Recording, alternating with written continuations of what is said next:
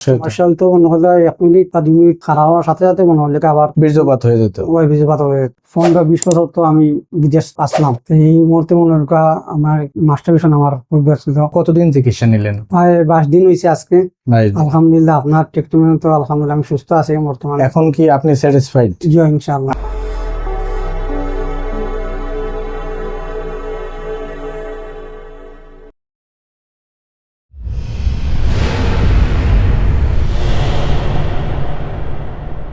আসসালামু আলাইকুম, আমি doctor HM Mahbubur Rahman, physician, USA health care centre Sylhet. তো যারা দীর্ঘকালীন প্রবাস জীবন পার করছেন এবং প্রবাসে একাকিত্ব ঘুচানোর জন্য দীর্ঘদিন আপনারা হস্তমিথুন করছেন এবং তারা পরবর্তীতে বাংলাদেশে আসার পরে দেখা যাচ্ছে যে নিজের স্ত্রীর কাছে স্বল্প সময়ের জন্য 1-1.5 মাসের জন্য এসে প্রত্যেক রাতে অপমানিত হচ্ছেন, তাদের হতাশা দূর করার জন্য আজকের এই ছোট্ট ভিডিওটাই যথেষ্ট। তো আজকে একজন সম্মানিত ভাই আমার সাথে উপস্থিত আছেন, তো চলুন ওনার অভিজ্ঞতাটা আপনাদের সাথে শেয়ার করবো ইনশাআল্লাহ। আসসালামু আলাইকুম। ওয়ালাইকুম আসসালাম। বাবা, আপনি যখন আমার চেম্বারে প্রথম আসেন তখন কি কি সমস্যা নিয়ে এসেছিলেন? আমার প্রায় 15-20 বছর তো আমি বিদেশ আসলাম, তো এই মুহূর্তে মনে হলো আমার মাস্টারবেশন আমার পরিবার ছিল। তাদের আপনার ভিডিও দেখিয়া আমি জলদি জলদি আপনার কাছে আইসি, বিস্তারিত আপনাদের সবকিছু আমি বলছি, বলার বাদে আপনি আমার ট্রিটমেন্ট করছেন। আলহামদুলিল্লাহ আমি এখন সুস্থ আছি। তো আপনি যখন আমার চেম্বারে আসলেন, আপনি প্রবাসে প্রায় দীর্ঘ সময় মাস্টারবেশন বা হস্তমিথুনের একটা ব্যাপার ছিল, তো যাক আলহামদুলিল্লাহ আপনি এখন এটা ছেড়ে দিয়েছেন। তো এরপরে বাংলাদেশে যখন আসলেন তখন কি সমস্যায় ভুগতেছিলেন? সমস্যা বলতে তো